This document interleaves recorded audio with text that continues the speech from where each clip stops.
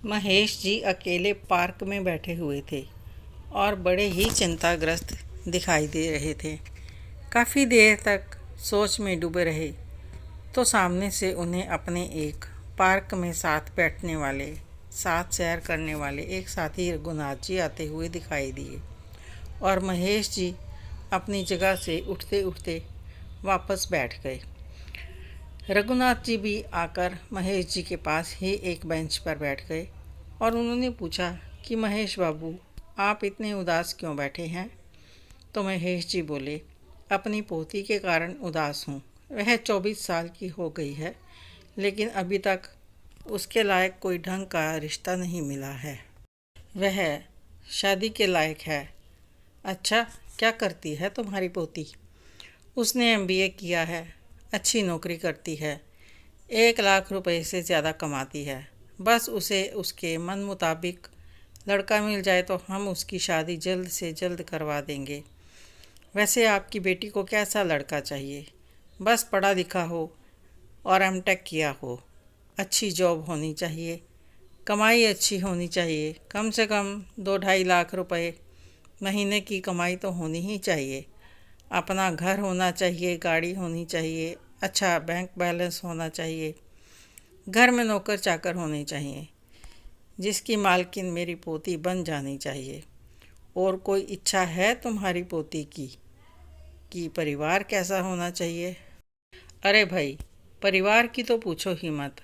मेरी पोती तो बस इतना चाहती है कि जिस घर में वह जाए वहाँ पर सास ननद ससुर का झंझट नहीं होना चाहिए, यानी कि लड़का अकेला ही होना चाहिए। यह तो आपने सही कहा महेश जी। जैसा वर आपकी पोती को चाहिए, मेरी नज़र में एक है। मेरे एक पुराने मित्र का पोता है।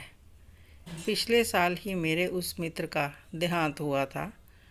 माँ बाप है नहीं, एक भाई है, अमेरिका में सेटल है, कोई बहन नहीं है, लाइफ में कोई भी झंझट नहीं है, अकेला रहता है, पुश्तैनी घर है, बैंक बैलेंस है, बंगला है, 2-3 गाड़ियाँ हैं, 2.5-3 लाख रुपए महीने का कमाता भी है। तो फिर मिलाओ किसी दिन लड़के को मेरी पोती से। दोनों एक दूसरे को देख लें, पसंद कर लें तो बात को आगे बढ़ाएं। ठीक है, मिलवा देते हैं, लेकिन उस लड़के की भी एक शर्त है। बताइए क्या शर्त है उसकी? वही जो आपकी पोती की है, वही मेरे दोस्त के पोते की भी है। रघुनाथ जी, मैं कुछ समझा नहीं। महेश जी, वह भी यही चाहता है कि शादीशुदा ज़िंदगी में कोई झंझट ना हो। मतलब यह है महेश जी, लड़का नहीं चाहता कि लड़की के परिवार में कोई भी हो। बस वह कहीं आना जाना नहीं चाहता। बस अपनी पत्नी के साथ अपने घर में मस्त रहना चाहता है। बस पति पत्नी हो और कोई ना हो, ना सास ससुर साला साली कोई ना हो। बस आराम की ज़िंदगी हो और किसी भी तरह की कोई डिस्टर्बेंस ना हो। वहाँ तुम्हारी पोती का रिश्ता तय हो सकता है, लेकिन एक शर्त पर। हाँ बोलो, क्या शर्त है? इसी शर्त पर कि आप और आपका सारा परिवार बेटी को विदा करके खुदकुशी कर ले। ऐसा कैसे सोच सकता है वह लड़का? आप उसे मुझसे मिलवाइए, मैं उसे समझाता हूँ कि एक परिवार की क्या अहमियत होती है। खुशी में, दुख सुख में, घर में माँ बाप बड़े बुजुर्ग रास्ता दिखाने के लिए होते हैं। आपसी झगड़ा हो जाए तो उनके मन मुटाव को दूर करने के लिए होते हैं। ऐसे कैसे बड़े बुजुर्गों के बिना और परिवार के बिना हम जी सकते हैं? बिल्कुल सही कहा आपने। अगर यह डिमांड आपकी पोती की है तो सही है, और अगर यह डिमांड किसी और के बच्चे ने कर दी तो गलत है। यदि कोई लड़की बिना झंझटों के जीना चाहती है तो आप उसे लड़की की तमन्ना बोल रहे हैं, और अगर यह तमन्ना कोई लड़का कर दे तो आप उसे परिवार की अहमियत समझाएंगे। अरे, परिवार की अहमियत अगर समझाना है तो लड़की को समझाओ, जिसे हर पल परिवार की ज़रूरत पड़ती है, वरना रिश्ते नहीं निभते। अब इस बात पर महेश जी शर्मिंदा हो गए और उन्होंने रघुनाथ जी से माफ़ी मांगी।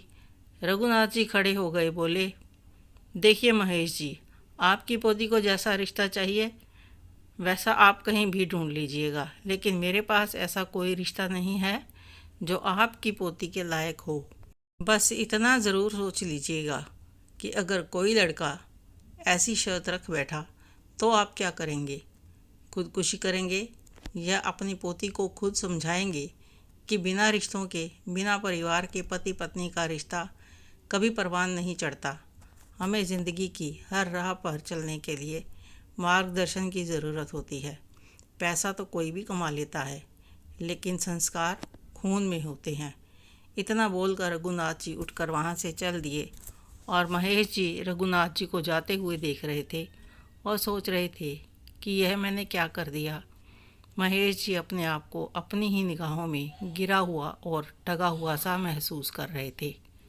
यह कहानी आपको कैसी लगी कमेंट करके ज़रूर बताएं। अच्छी लगी हो तो लाइक करें, शेयर करें, सब्सक्राइब ज़रूर करें।